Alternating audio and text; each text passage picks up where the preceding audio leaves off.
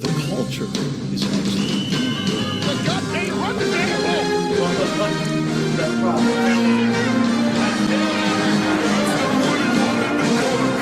Calling both games.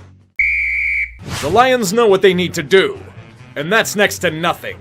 Their fixes will come from the draft and development. So when they prepare for the inevitable second pick, they choose to sign DJ Chark. This is apparently the equivalent of going to heaven to him.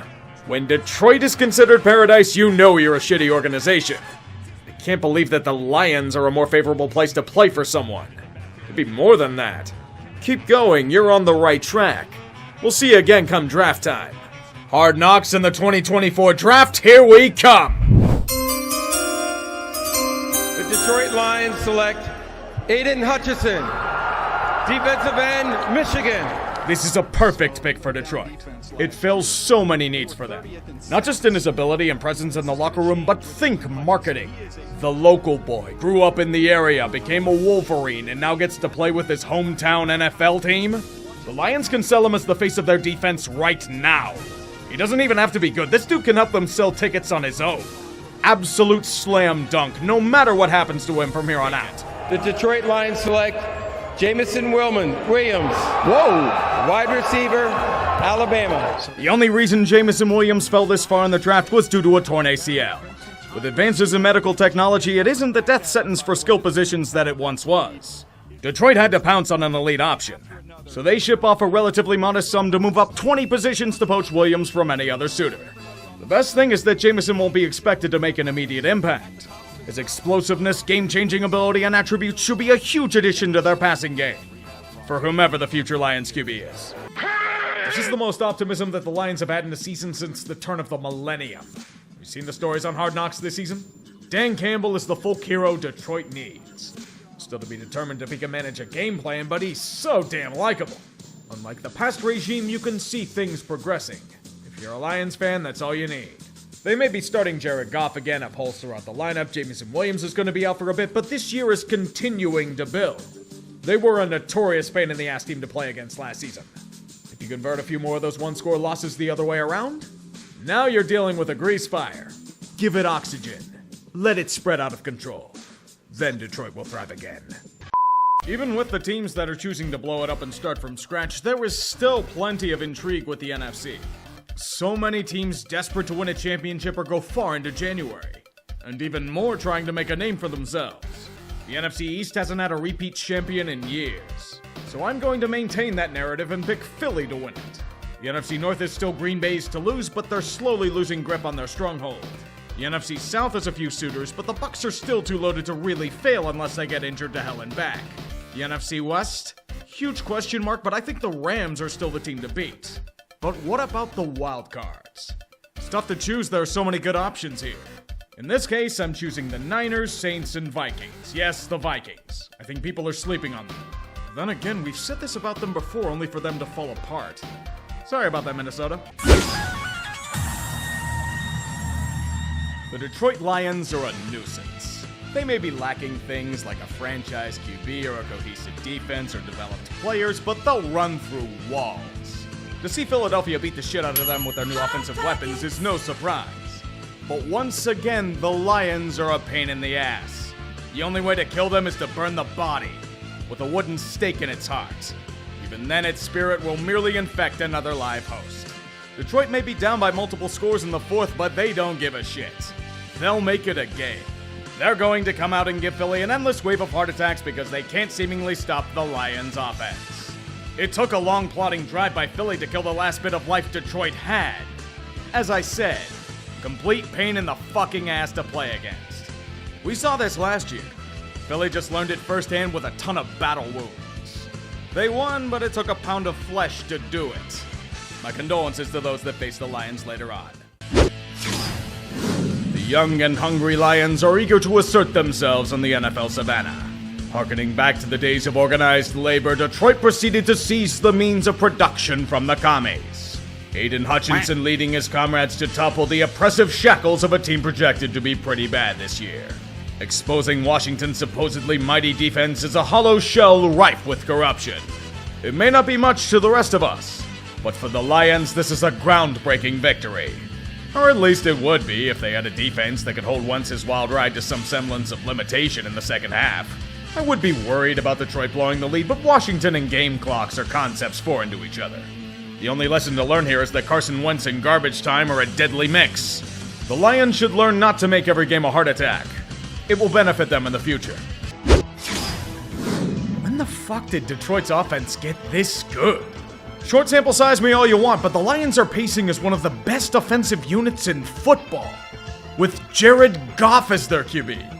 Is Dan Campbell simply Sean McVay in a muscle suit? Time will tell on that front. Detroit has a new god, Amon-Ra St. Brown, the son of Michigan. With this kind of power, they can keep pace with their former superiors in the NFC North. That includes Minnesota. They've been struggling, haven't they? After last week's humiliation in Philly, it seemed like there would be more of the same. Detroit's up by 2 scores in the fourth quarter. You know that the world would love to see the Lions emerge to greatness. The Vikings now lack star power. Dalvin Cook's out for the game. Minnesota may score a quick touchdown with Dalvin Cook's doppelganger, but Detroit's not going to blow it. They'll just fail to convert a 4th and 1 to bury their opponent. Sucks, but it's all good. They stopped their rival on their own 4th down conversion. Bold move. Now finish them, Detroit. Kick on the way, and he pushed it wide right. Really? This is how you want to be taken seriously? Assert yourselves for once! Cousins. No! He's got him. Touchdown. It's Osborne again. No, not like that! God damn it! I thought you were better than this, Lions. You were supposed to overcome shitty play calling, not reinforce it! Oh, if only this team had a defense to hold leads properly. The new question I'm asking, are the Vikings gonna finish with 3 wins or 13? This game near single-handedly made team defense regress at least a century. At least Seattle has the excuse of letting go of nearly every major piece and suffering injury. What about Detroit? If the Lions have any semblance of a defense, they would at least have a winning record.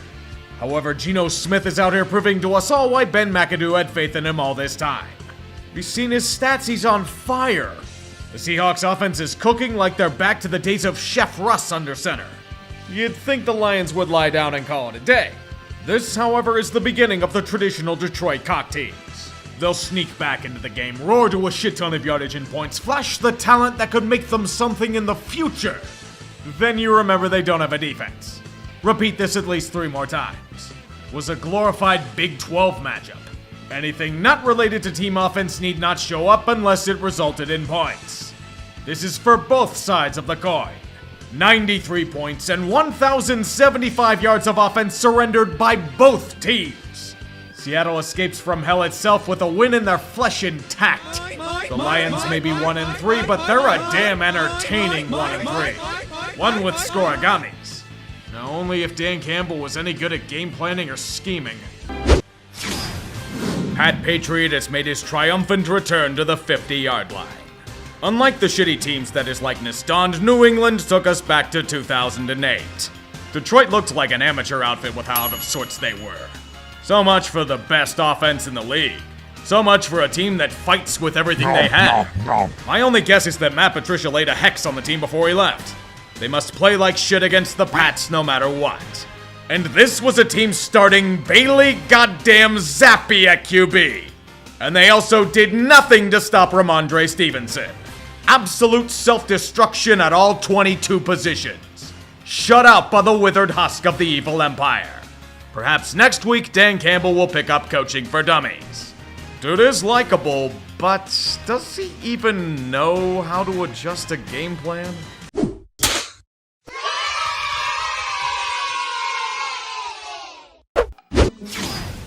The cavalry's here for Dallas. Dak Prescott has arrived with the Rohirrim. The sun is rising. Dak deliberately chose this week to return since the Lions' defense is like reliving horrific traumas. Unfortunately for him, it wasn't he that would be doing the terrorizing. It was the Cowboys' defense. Do you remember when Detroit had one of the best offenses in football? By driving at high speeds, they slammed right into a brick wall. Did you survive the crash? Good news, you're a pack of dogs ready to feast on your entrails. Detroit may have the lead, who cares? That so-called offense of theirs is going to be unmasked as the paper tiger they are. The Lions can crawl all the way to the goal line as their guts spill out onto the field of play. The hell didn't you challenge that, Dan? Wait a second, the rabid wolves got to him as well. They feasted on the lions so ferociously there was nothing left but bones for the carrion birds. Some say the stench of their bodies permeated for miles. Detroit may be starting to turn on Dan Campbell, but I don't know if there's anything left to shred. Defense need not apply in Detroit. More shocked that I'm seeing offenses not completely self-destruct on a football field for once. Like many things in their city, the Lions went for a throwback. They storm out to an impressive early lead against an opponent that needs to win to keep pace in the AFC. This may be the time that Detroit embraces their fan-favorite mentality, but then you remember, the Lions have no defense. They throw out 11 of those tackling sleds from the old Madden games. Tua is simply playing precision passing on rookie difficulty. He aced it. With their inability to stop Miami on anything resembling forward movement, Detroit imitated their play under Matt Patricia. Stall out with a big lead and proceed to piss away the game. Miami managed to find their defense under some rubble. Or was it the other way around? I'm just confused. Kind of like chucking it deep on a 4th and 1. I don't know if Detroit's overthinking everything or just so smooth-brained they think it's genius. You do all that shit just to go back to the basement? Welcome back to hell, Detroit. You have no defense, your offense falters at times, and the Lions have been sentenced back to the basement. Times are suspicious in the Motor City. Detroit has never been known for making wise moves. At the deadline, rumors of selling flare up, but they won't do anything that stupid, right? What could they do? Trade one of their best offensive weapons to a divisional rival for a minimal return? Trading TJ Hawkinson to the Vikings to move up about 40 spots in the draft? It's like Matt Millen never left. The Lions being the Lions, I guess. Minnesota did need a tight end. Herb Smith's body broke when being transported again, so Hawkinson is brought in. It's honestly an upgrade at a position where the Vikings can make a deep push. And he's under control for another season. I've been screaming it to the heavens all year, and I'll say it again. Firing Mike Zimmer and Rick Spielman was the best move of the offseason. If they were still here, the Vikings wouldn't have even tried this. Don't worry, everyone told Green Bay. You may be complete shit. You may have said you tried and failed to get help at wideout, but you'll still win this week. You're playing Detroit. They have the worst defense in the league by a country mile. The Packers aren't listed as their father on their birth certificate for no reason. They own this city more than Ford and General Motors do. Aaron Rodgers never got that memo. He can get pissed all he wants. He can bitch up a storm. He can throw as many people under the bus after the game, but that won't cover the shit show he put on here. 3 interceptions inside the red zone. You gift wrap these footballs to the Lions like they were for Christmas. The Packer defense is balling out and you're giving them this to work with? Aaron's becoming a colossal liability in front of our very eyes. And Green Bay's locked into him for the short term. The most agonizing part is that this game is within reach. Detroit can't do anything. Dan Campbell looks like he can't manage a load of laundry with how bad they are. Yet the gods are angry at the Packers. They say, no, we've had enough of you choking at Lambeau in January. You're going to fall to shit now. Green Bay will gain scores of yardage between the 20s, but nothing else. Their offense is pure shit. And despite Aaron doing his typical bailout shtick, the inevitable becomes reality. Get it off. Rodgers floats one. Incomplete. They lose to the Lions, quickly becoming the best damn comedy in America every week. Falling into the abyss, losing 5 straight for the first time since 2008. Everyone's injured and the window slamming shut in your face, but it's okay. You never gave up. God, shut up, Aaron. Just shut the fuck up. You blew it!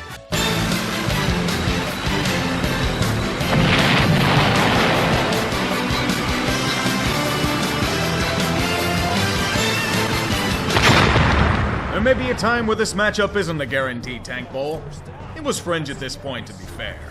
Detroit did end up beating Green Bay by the grace of God. And Chicago is Justin Fields. And that's pretty much it. Against the Lions, this should be good enough to win, however. The man is single-handedly carrying the Bears to some form of relevance.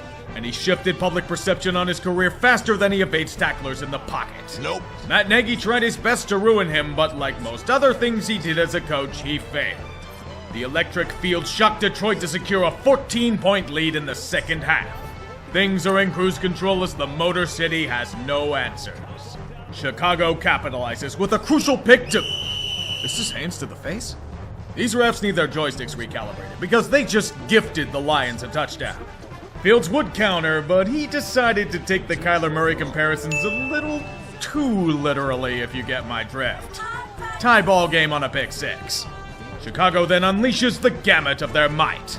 Mostly in Justin Fields running for his damn life and somehow scoring points out of it. It's that fucking rabbit in Super Mario 64, you can't catch him. Don't ask Cairo Santos to help. He's going to shank the extra point wide. Things get eerily quiet in the Windy City, but then someone blinks. It's the Bears. Their defense folds like a deck of cards. The Lions march down the field for a touchdown and stun the world by kicking an extra point through the uprights. It then turns into Justin Fields versus the world. The world crushes him on the first push. The Lions laugh to the bank by winning their first road game in 2 seasons. Really? Almost 2 years? Jesus, that's pathetic. Many Giants fans I know were cynical about how this game was going to turn out. As much as I tried to tell them they were playing Detroit, they lamented how this was going to be a trap game for the team. I will never doubt them again. This was as much of a regression to the old mean for New York as any matchup has been this season. The Lions had a surprisingly solid game plan. Shut down Saquon and force Daniel Jones to win with his arm. There's a reason why Danny's been better as a secondary piece for the team. Just can't do it on his own. Not with how shitty his receiving core is. The Lions broke through the G-Men's stout defensive unit with solid, well-rounded play led by Jamal Williams' 3 touchdowns. The result is Detroit's 3rd straight win. The surge has gotten them to 2nd place in the NFC North. They are 4-6. That's all that needs to be said about this NFL season. Alien civilizations will see this in the future and deem that humanity is not worth saving for this reason alone. Egypt had the pyramids, we have the fucking Detroit Lions. So much for modern human achievement. At least Buffalo didn't have to go far for this one. They went back to Buffalo for a few days, dug Bills Mafia out of feet of snow, and then went back to Detroit to kick more irrelevant franchise ass. However, this isn't your father's Detroit Lions. They've been known to keep up in shootouts with offensive juggernauts so far this year. This team's going to fight dirty and capitalize on their opponent's mistakes. Good for them, Buffalo's made a ton of them. The whole team just looks off. The offense can't get into sync in the second half. Recurring issues in the secondary emerged again. Maybe it's just bad luck. The Bills got Tre'Davious White back only to lose Von Miller. Potentially for a while. All of that leads to a tight affair, one where the Bills are at death's door. However, like most games they play on Thanksgiving, the Lions ran themselves into endless landmines. Ed Oliver destroying their offensive line to save Josh Allen's ass with a safety. The Money Badger reminding us all why we mock him for naming himself the goddamn Money Badger. And when Buffalo went up by 3, there was whatever this final drive was. It starts out methodical and conservative. Fine, I guess, but you're still burning way too much clock. After that, a go route on a 3rd and 1? You had 2 timeouts left. The worst part is DJ Chark had him beat. Jared Goff horribly missing on key throws. Where is this happening? Hi, good afternoon, everybody. I'm meteorologist Tim Pandages here at the KHOU 11 Weather Center. I want to cut in this afternoon here at 2:43 to let you know that we have a tornado warning. Detroit tied the game, but we all know what's happening with 23 seconds left. A Josh Allen dime, and carrying these fuckers to field goal range single-handedly with a banged-up elbow. Have to maintain narrative. From 45, and the kick. Oh, it's good! This narrow escape from the claws of death Ford Field as their first back-to-back winner in their stadium since 2016. It's not the Lions. If that's not peak Detroit, I don't know what to tell you. Perhaps the Detroit Lions have finally figured something out. In their defiance of stereotypical football, they featured one of the deadliest offenses in the league. This isn't a joke. Under this might, the Jags had no goddamn chance. No matter what they did, they couldn't stop them. Over 400 yards of offense on the day. The Lions scored points on every single drive they had. Touchdowns each time they went into the red zone. It was complete domination on this front. And I don't exaggerate. Jared Goff had another 300-yard game this season.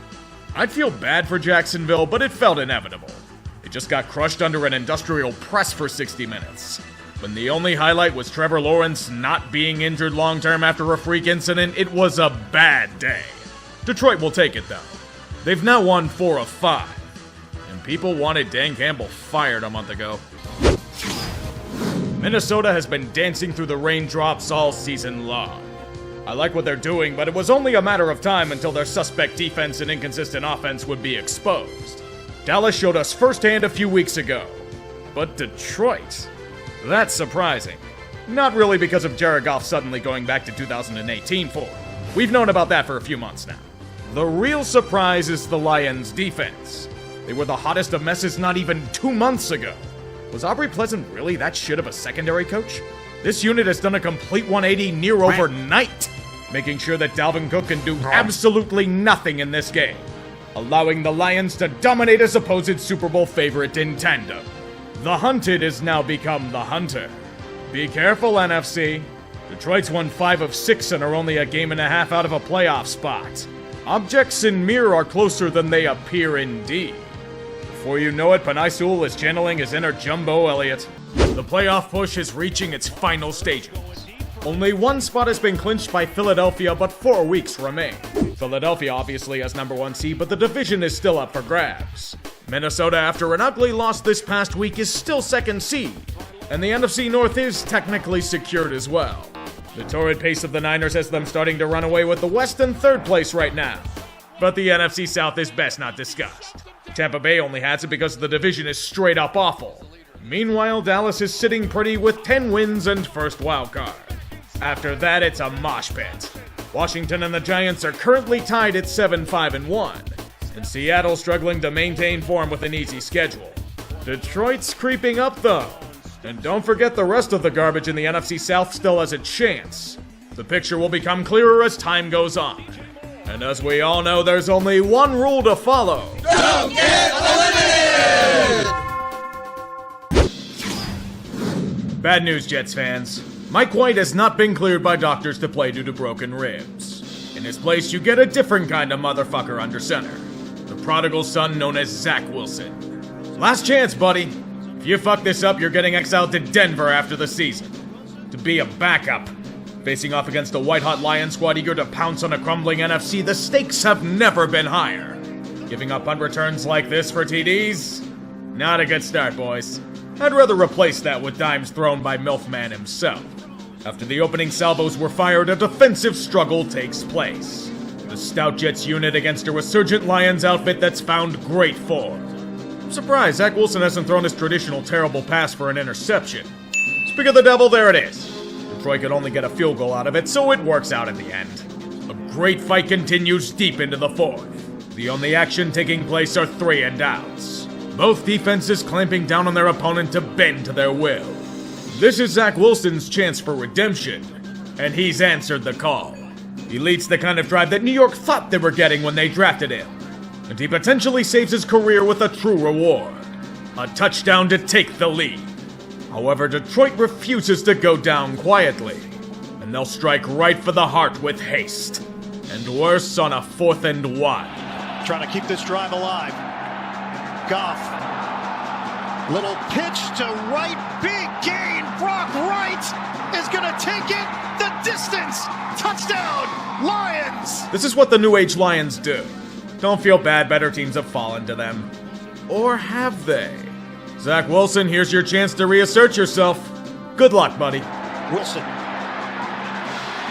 gets away. Wilson floats it up, and it's caught! Now that's the kind of play you draft a man 2nd overall for. Incredibly clutch to get them into field goal range. Tie this baby up and send us to extra time. From 58 yards away, Zerline's kick. No good! The Lions hold on! Greg the wide left leg strikes again. This season has just been so inexplicably Jets, it's not even funny. A strong start with cautious hope suddenly being shanked in a corner by losing 4 of 5. And their upcoming schedule ain't exactly easy. As for Detroit, well, all I have to say is this, NFC. Check your rearview mirrors. They're gaining on you fuckers fast. We've had quite a lot of teams reach playoff land this week, didn't we? It doesn't mean we're anywhere close to settling how things will shake out. Philly still holds #1 seed and can clinch their division with either a win or Dallas loss. Minnesota and San Francisco both clinched their division since there's no elite team rivaling them in division. It's only positioning they're playing for. They won't have to worry about Tampa Bay. They are ass. And their division is even more ass. Please delete it from our existence. The winner of this shit pile will probably be hosting a playoff game against the Cowboys. And we will wish for death. The other 2 wildcard spots are currently held by the Giants and Commies despite the G-Men winning last week. Seattle is falling hard while Detroit is rumbling back into the picture after being left for dead. Green Bay hangs on by a thread. And so does the rest of the NFC South. This is gonna be quite fucky, isn't it? Everyone left, you know what to say. Don't get eliminated! The football gods are cruel bastards. To their eternal punching bags, they will offer morsels of hope. It's okay, Lions fans. This time, we won't crush your hopes in a completely easy situation. We'll allow you to come back from the brink of despair. We'll let your team look like they've greatly improved from their previous form throughout the year. This is your time to shine, they'll say. At this point, they turn the heat up as you slowly boil to death. Against Carolina, the Lions defense regressed to how horrifically shitty they were at the beginning of the year. The Panthers gashed them on the ground for 245 yards. In the first half alone. 570 yards of offense in the game itself, breaking multiple franchise records. Tactical spanking. We expected domination, but not in this form. For as chaotic as their season's been, Carolina has a chance to control their own destiny with a win next week. And Steve Wilkes now has as many victories as interim coach as Matt Rule did in any season with the team. Seems pretty damning, doesn't it? It feels the same way for Detroit. With a few big losses this week, the NFL playoff picture has become a mosh pit, as has been written for time eternal. The NFC East is still the same scenario as before. Winning clinch for Philly, and that includes the #1 seed. If Dallas loses once as well, they are doomed to play as a road team in the wild card. The NFC South is still the division that should not exist, and Tampa Bay can seal it away with a win against the Panthers. If Carolina wins, though, we continue down the chaos timeline. New Orleans is still technically alive, but will need a lot to happen to win the South. With wildcards, Dallas most likely will be headed to the NFC South winner. The Giants still sit comfy, a game ahead of Washington for the second spot, with the Commies taking last seat for now. With Detroit and Seattle both losing last week, Green Bay can bullshit their way to a postseason berth with a few more things happening in their favor. But they need the Lions and Seahawks to keep losing. The Saints can also clinch a wild card, but it's an extreme long shot. But it's a shot nonetheless. And if you have that, you can still chant the rule. Don't get eliminated! The Motor City may have hit a pothole or 6 last week, but a little trip to the repair shop should fix all those issues and then some. What a perfect target to get ready for next week than the lowly Bears. Get your kinks out of the way and destroy the shredded remnants of their defense to a very, very convincing win. Over 500 yards of offense charging towards a date with destiny next week. They did what they needed to do in all 3 phases of play. The goal, warm up to leave Green Bay dead in its tracks. Speaking of dead things, Justin Fields. Not him as a talent, he's just lying as a pile of goop on the field of play. Bears, just start Peter Meme next week. Unless you're just trying to kill Fields for the insurance money, there's no reason for it. Detroit will take it though. The NFC East is also somehow still up for grabs, with Philadelphia being winning clinch for the 3rd week in a row. If Dallas wins and Philly loses next week, we all die. Every other division is locked up, but #1 seed is still up for grabs. Philly should have it. But if they lose and San Fran wins, the Niners get it. If both of them lose and Dallas wins, we all die more. Then the 7th seed. Green Bay now controls their own destiny, God help us all. If Green Bay suffers another January home loss, Seattle would have to win to get it. If both the Packers and Seahawks lose, Detroit would slingshot back to the top.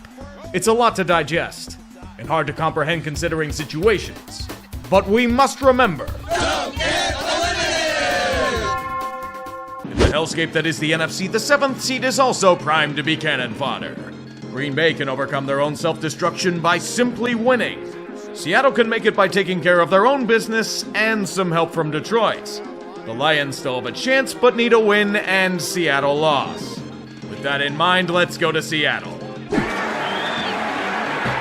And hope springs eternal in Seattle. Took you long enough. With this kick, we now know one thing is official. The Motor City Kitty no longer meows.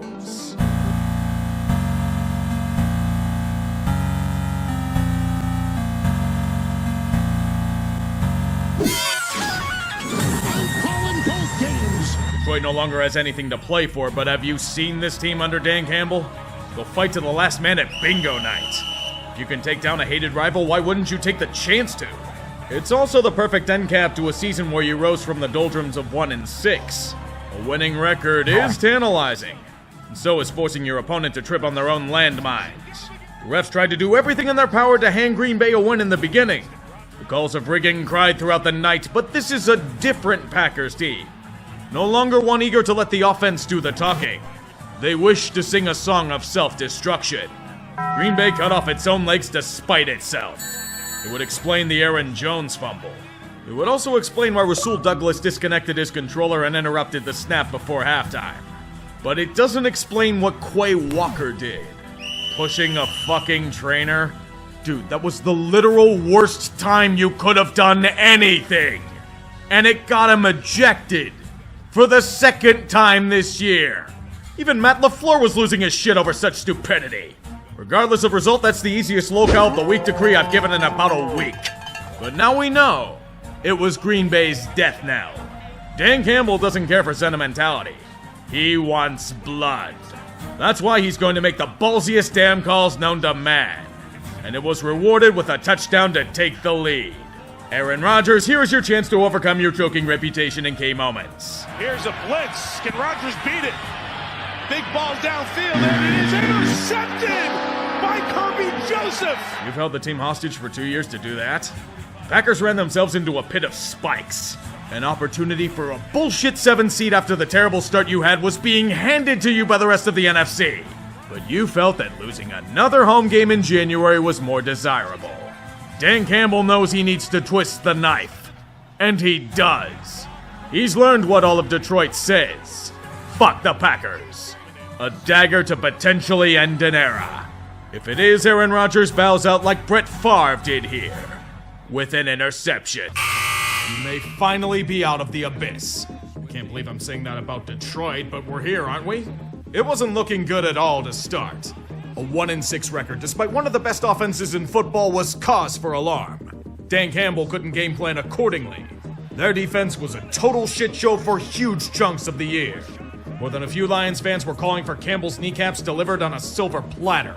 So when you consider that, it's downright admirable that they were able to get their shit together not only from a defensive standpoint, but nearly make the damn playoffs themselves. Jared Goff may not be a placeholder after all. This past season was the best he's looked since 2018. Legitimate structure and talent emerging around every corner. A premium draft pick coming by means of the Rams. Next year could be something very special for Detroit.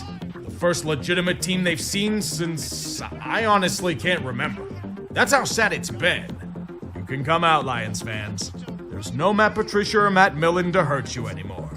The future is something you can look forward to. Just don't get ahead of yourselves. Focus on the task at hand.